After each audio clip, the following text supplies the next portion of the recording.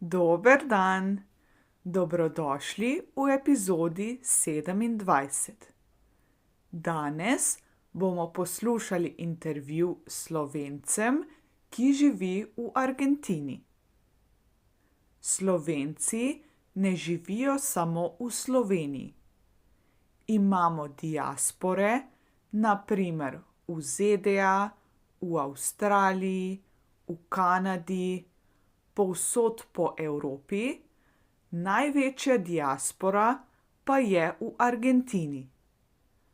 Tam živi približno 30.000 Slovencev, največ v Buenos Airesu, od koder prihaja tudi Rok Fink.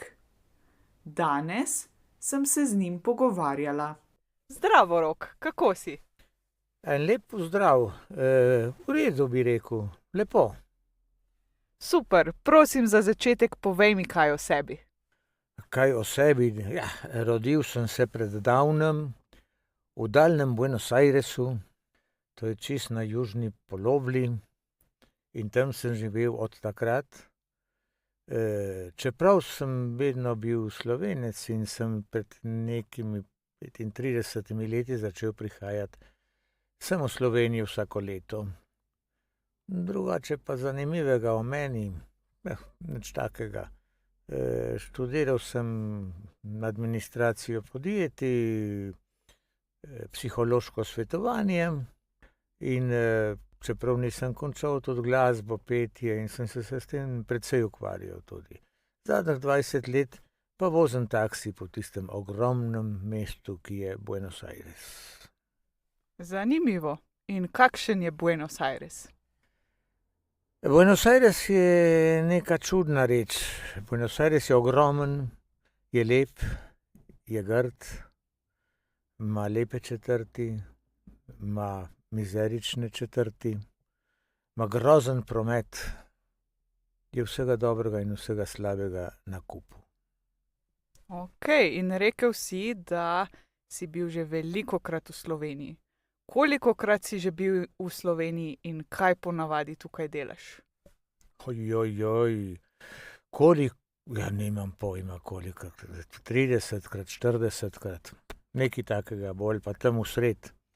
Kaj pa delam? Ja, od začetka sem tudi malo turizma zgajnal, sem se okrog malo vozil, gledal pokrajino, mesta in zadnja leta, zadnjih 20 let, me pa bolj zanima dobiti se z prijatelji, svoj čas sem tudi tukaj precej tanga pel, zdaj zadnje čase me imajo bolj takole za pogovore pa predavanja, bi rekel. Kakšni so Argentinci v primerjavi s Slovenci? O Argentincah je težko govoriti, ker to so vsi potomci, v glavnem, Evropejcev. Ampak dobre lastnosti Evropejcev so precej pozabili, ne. Argentinec je bolj len kot Slovenec, ni tako pošten kot Slovenec, ni tako resen kot je Slovenec.